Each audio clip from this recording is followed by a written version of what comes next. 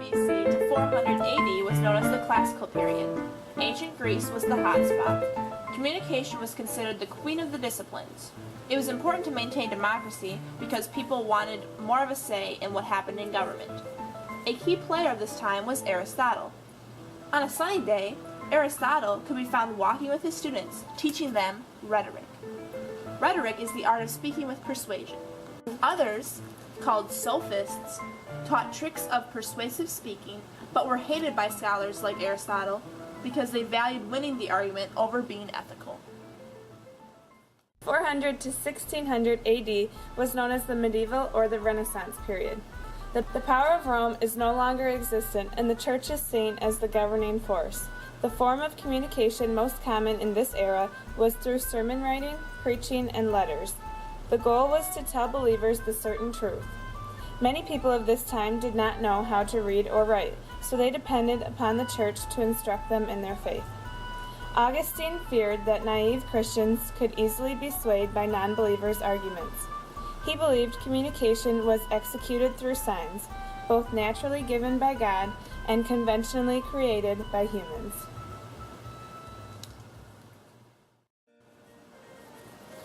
(1600 to 1900) was known as the Modern Period. This was the age of the Enlightenment.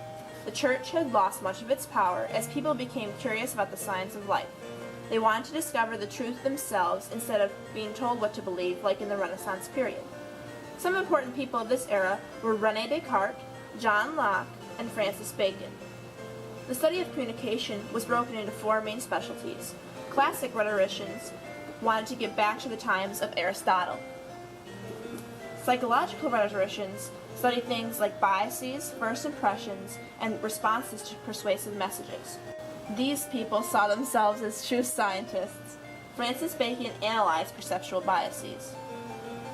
Belletristic rhetoricians enjoyed the art of communication, the style, the eloquence, and delivery. Elocutionists study how to get points across using gestures. The 1900s through today is known as the contemporary period. Rhetoric was strictly studied in English departments. There was not a department specifically for communication. This period is devoted to studying how information exchange influenced human communication. In 1948, Claude Shannon published The Mathematical Theory of Communication. This book explains how the symbols of communication are transmitted, how the transmitted symbols convey meaning, and the effect of the received meaning. Wilbur Schramm was the innovator for reinvigorating the scientific study of communication. His dream was for communication to be a standalone department. He started teaching students in communication, and one of his students, David Berlow, started the first communication department at MSU.